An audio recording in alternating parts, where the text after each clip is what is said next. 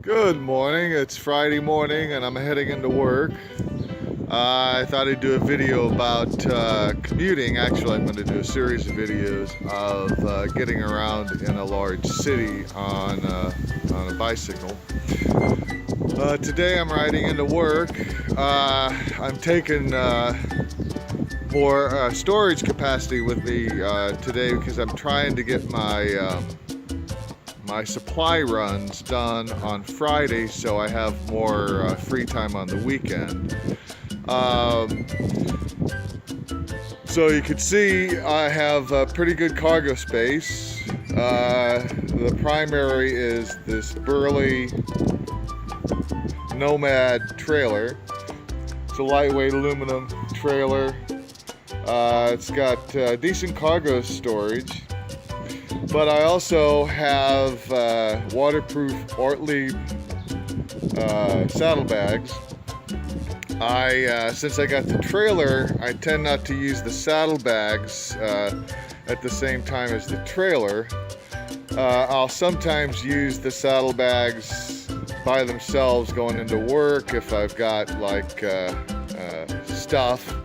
But I also have a REI waterproof backpack, so sometimes I just put the backpack directly in the basket and that's all I need for the day. I have additional bags front and rear for stuff that I need quicker access to. I have Axiom water resistant bags under the seat. These keep my tools, air pump, spare inner tubes, and my rain gear, stuff I don't have to pull out on a regular basis. So that's the full setup.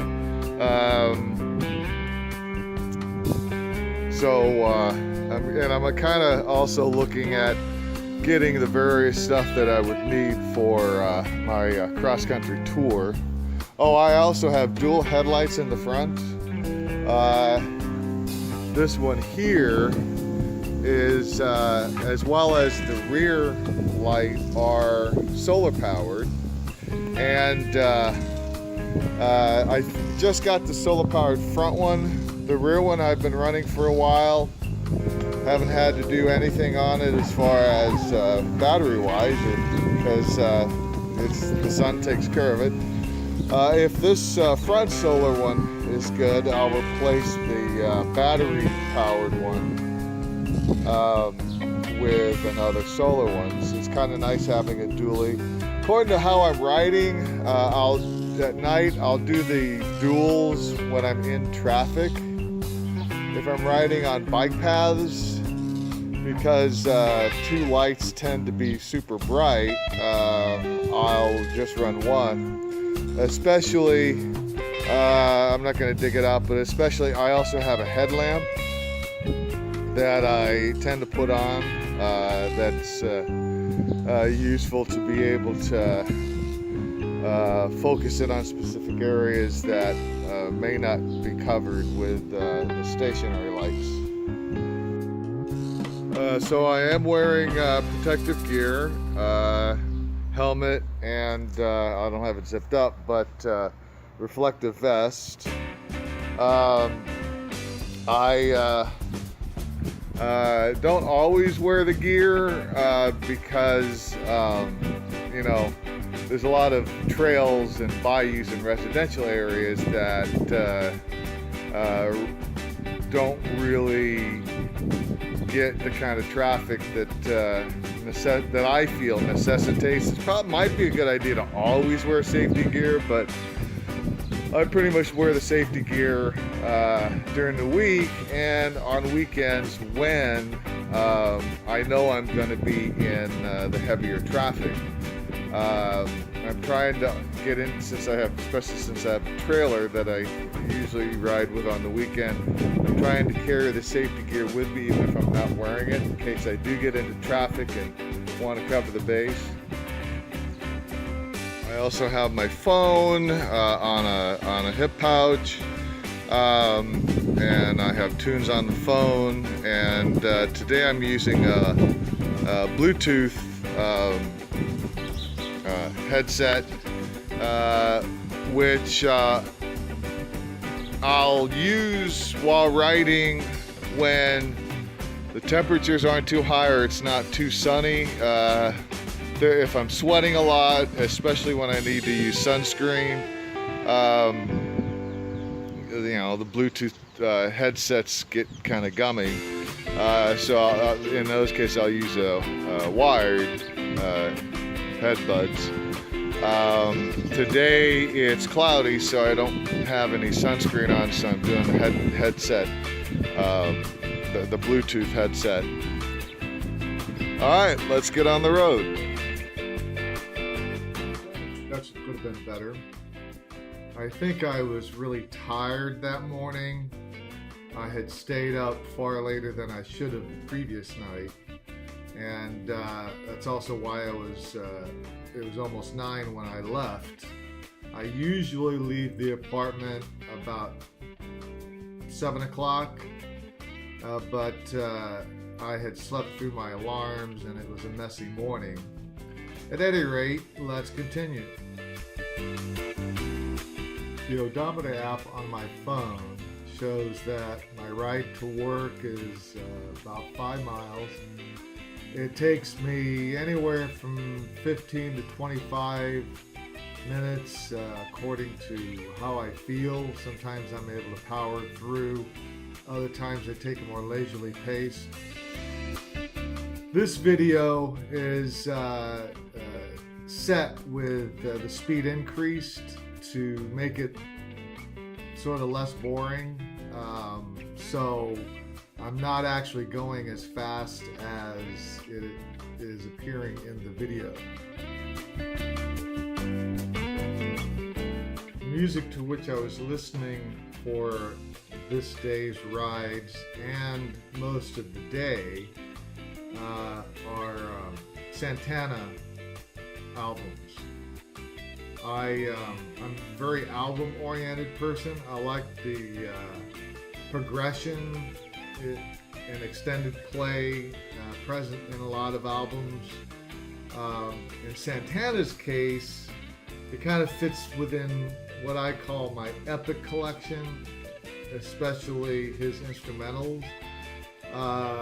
But with exception of those recent albums where he had a whole bunch of different singers, I mean, those were basically a whole bunch of singles that almost sounded from different artists. Even his own playing varied widely song to song, so they didn't really seem like albums to me. But I mean, I'm not knocking the music. I really don't knock anybody's music. Sometimes I'll be critical of what people sing about, but not the music itself. It's whatever people enjoy.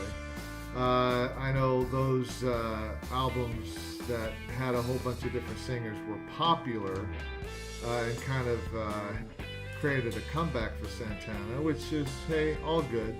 But I like most of the more orchestrated music. Oh, this device that I just showed you is basically an animal repellent, sound defense. It's available on Amazon. It's been pretty useful because the residential routes I take to get into work has a lot of dogs roaming the street, and all of them are owned, but just enough people are too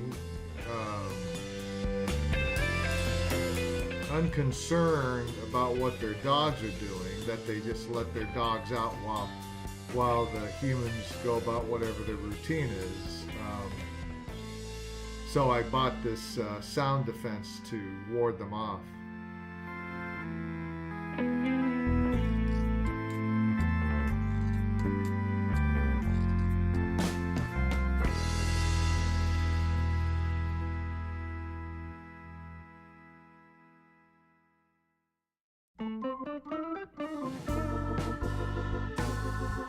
I'm passing through enemy territory.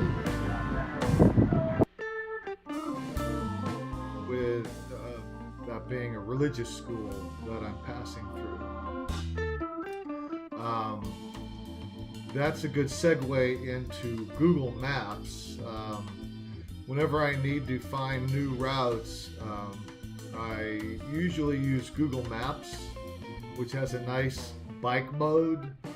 I'll modify the route then based on what will get me through the least amount of traffic, because in some areas the bike mode will take you onto streets with the bike lanes, which is fine, except in Houston there isn't zoning, so you have residences mixed in with businesses and stuff, and so you can run sometimes a street over and be in a residential area instead of being on the bike lane with heavy traffic.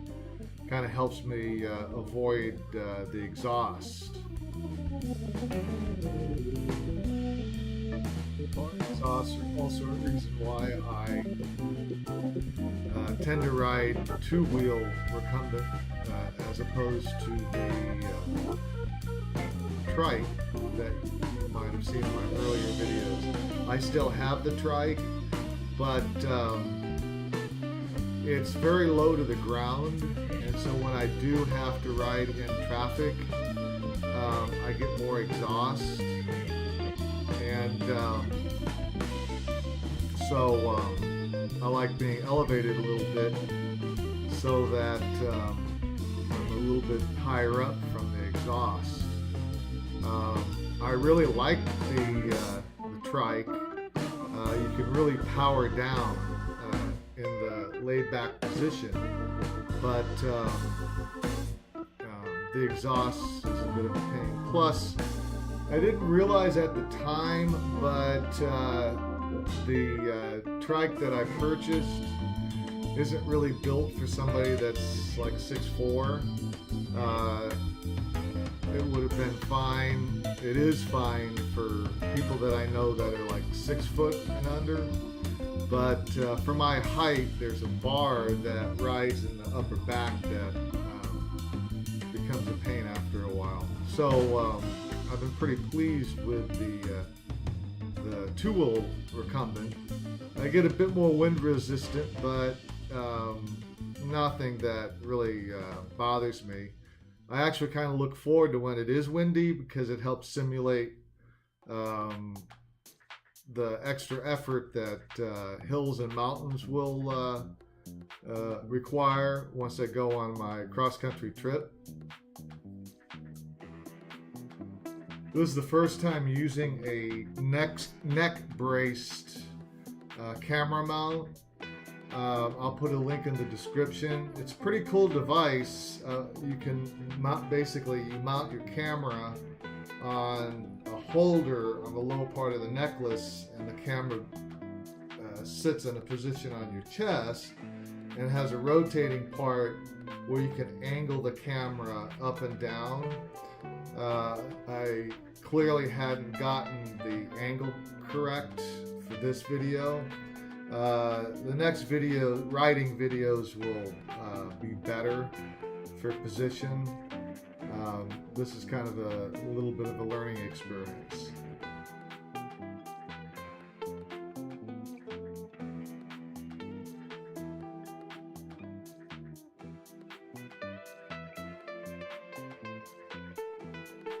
You'll shortly see a couple of dogs running across the street, and I basically stop. I'm using the sound events to ward them off. These two dogs hadn't been around for a while, but I guess the owners got back into a pattern of letting them out in the morning. They're small dogs, and so they're not much of a threat, except one of the dogs nearly ran into my bike a couple of times because of the way it was running out at me. It nearly collided with my front wheel. There's been a couple other aggressive dogs, just something that you need to be aware of and, if possible, have a defense for. Here you see I'm on the sidewalk. Reason I'm cutting over this way is there's a charter school on the more direct route, and there's in the morning there's police out that direct traffic, and I don't know if they're actually as beneficial as they think they are, because the first exit that the police are directing traffic is about a half a block over from the main street, and you'll have traffic actually backed up into the main street because the police are holding them back to let people exit out of the school. Whereas if that policeman wasn't there, people would just take their turns. And I've been riding this route before the police presence and had never seen a problem. What adds to the issue is then they have a second police at the next intersection, which is a residential intersection that tends to get super backed up also, and so you get a backup after a backup. So I tend to avoid that whole mess and cut over on the sidewalk here. At the hour that I was taking the ride on this day, the police weren't there, but I rode onto the sidewalk to show what you sometimes have to do to optimize your route. Sometimes you have to take a mix of streets and sidewalks. Just thought I'd make a note.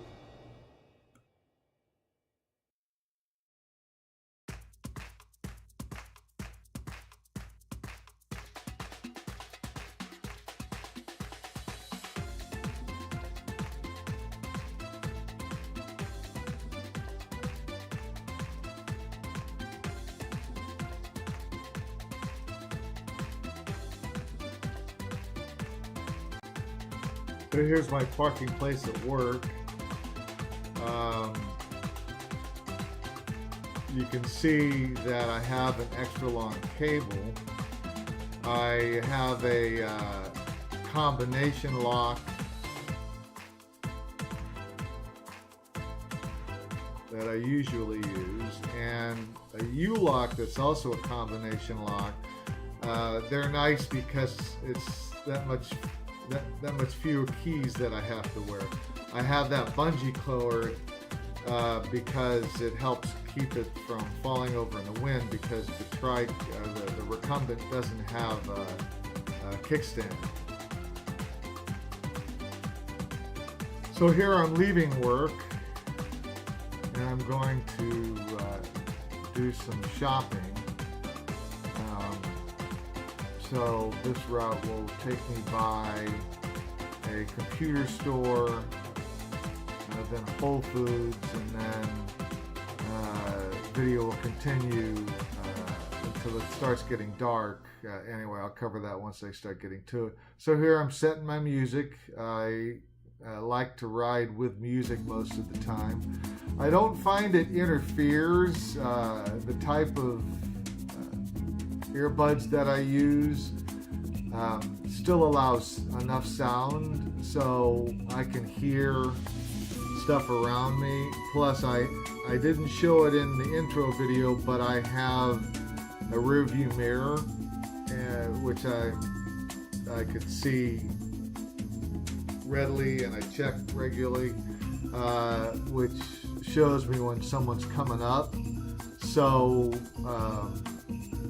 hearing less of the environment doesn't pose much of a hassle.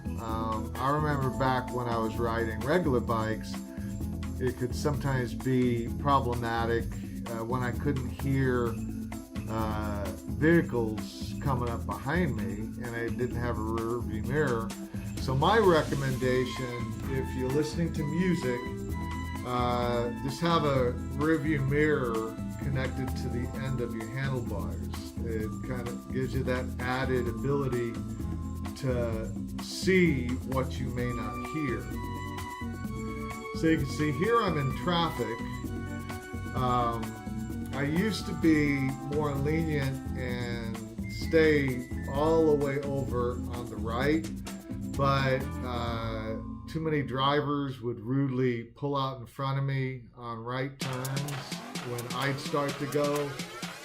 That from my own protection, I'll move over into the lane if I'm riding in the lane.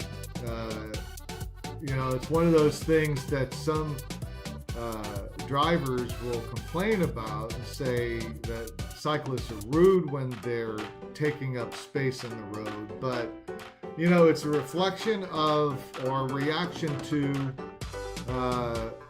what drivers do. In a sense, drivers forced me into being out in the lane at intersections. You saw earlier there were some people walking on the sidewalk. When you do ride the sidewalk, you have to take into account that the sidewalks are primarily pedestrians. So when you do interact with pedestrians, they do pretty much have the right of way. A lot of them will, you know, be empathetic and they'll step to the side so I can go through, but I don't get rooted out if pedestrians don't get out of my way. Some of the pedestrians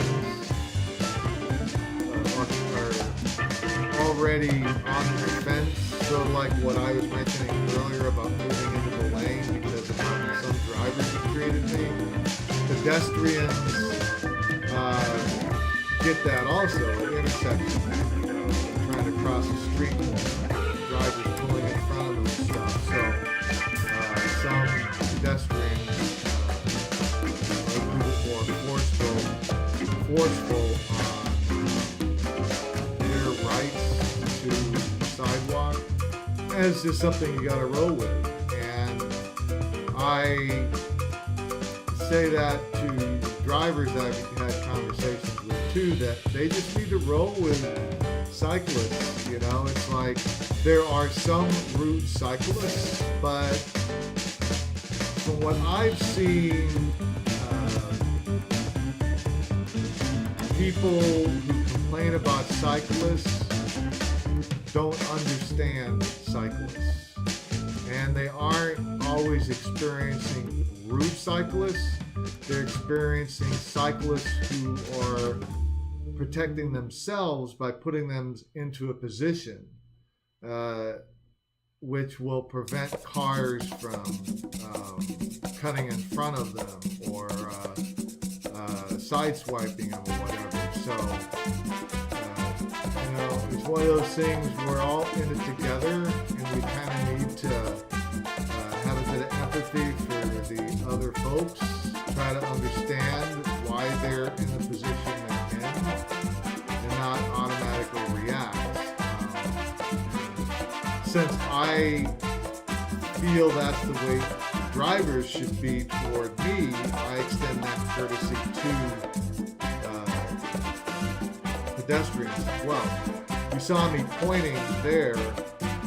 That was another case of drivers just not looking oh, there it is. Oh, that actually happened twice on the same route here. You have to sometimes really be aware and be ready to stop. Not that it's that dangerous if you're aware and you have, you know, you're looking around, you know, you're able to anticipate, but that's the kind of things that sometimes happen too. People will do rolling stops, and when they do rolling stops, they are just glancing and don't necessarily recognize that you're there. You know, it's kind of the difference between seeing and recognizing.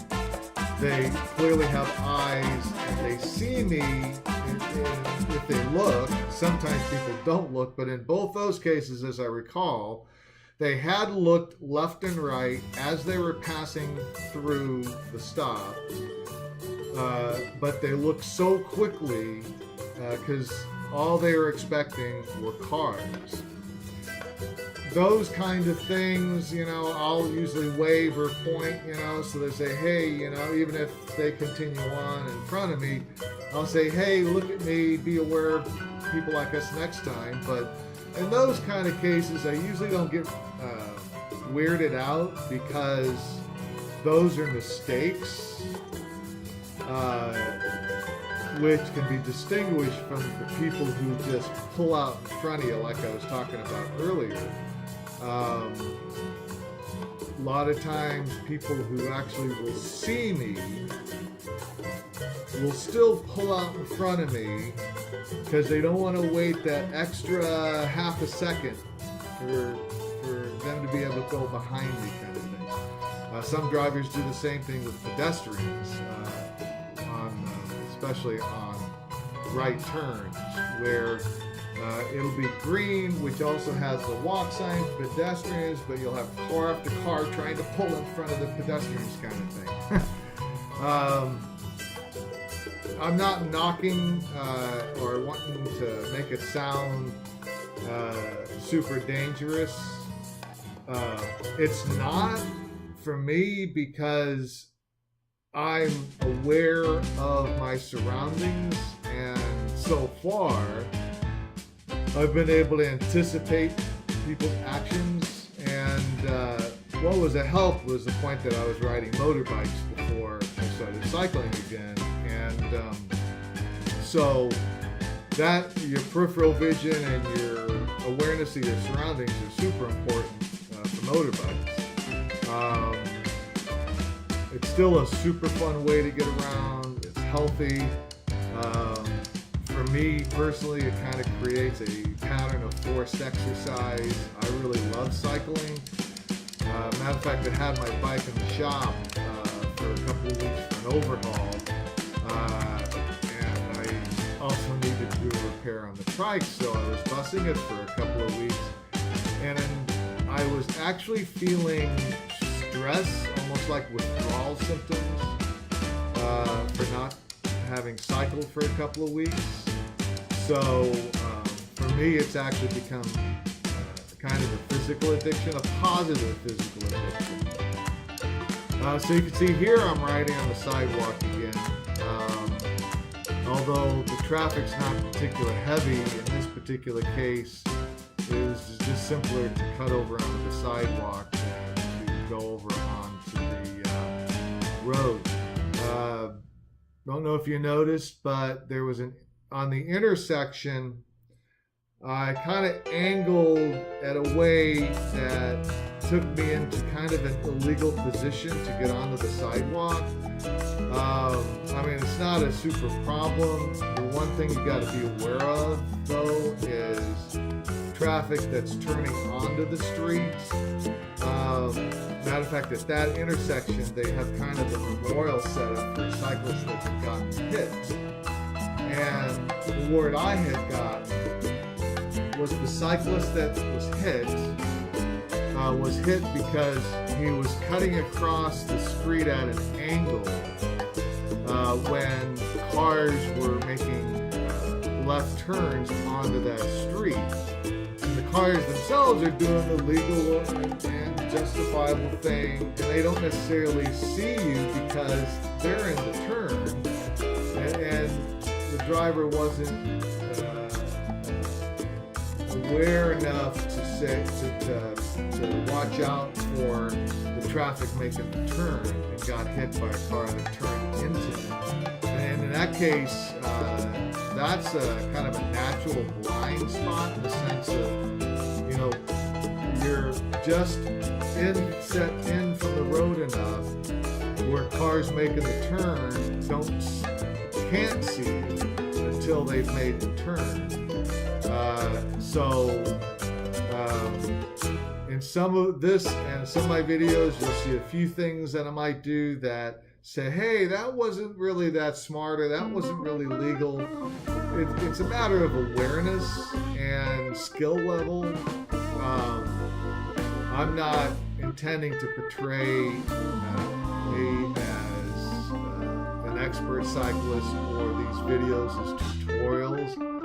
The purpose of these videos is to show the potential for cycling and hopefully some of the fun of cycling. And in all honesty, I do make mistakes. So the takeaway with this little semi-rant is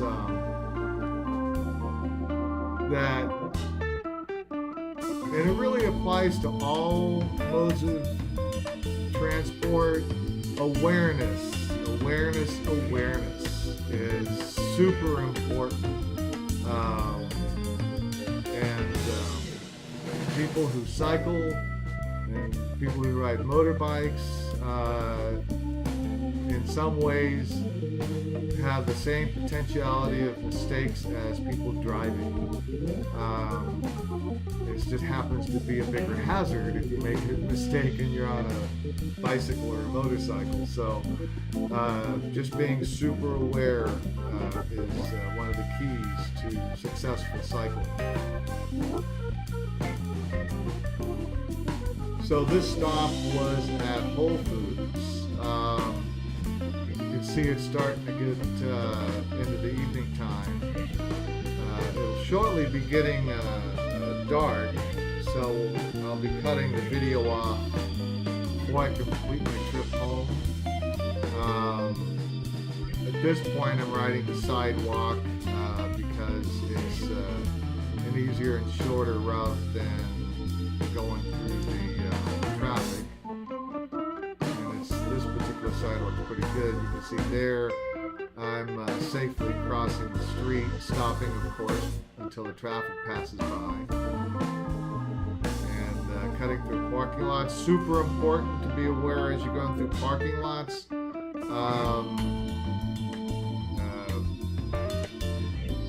Because of the point that you have a combination of drivers who aren't as aware as they should be in parking lots, but also in certain positions, drivers have major blind spots in parking lots, and so parking lots can be a little bit risky. So being super aware of when the backup lights come on and other factors are important. In some ways, parking lots can be more hazardous than the streets. So you can see it's starting to get dark now. I don't know if you noticed right there, you can see there's a flash on the sign. I actually have the dually headlights on. If I remember, one's on solid and one's flashing. So another nice thing about having dual headlights, sometimes even bright lights on bicycles don't catch people's attention, but having that extra flash can be useful. But solid's nice because it helps you see the road and whatever debris might be on the road. So having two lights is kind of useful. You can have one bright that helps you see, and then a flasher. Well, that's about the end of the video. Get out there.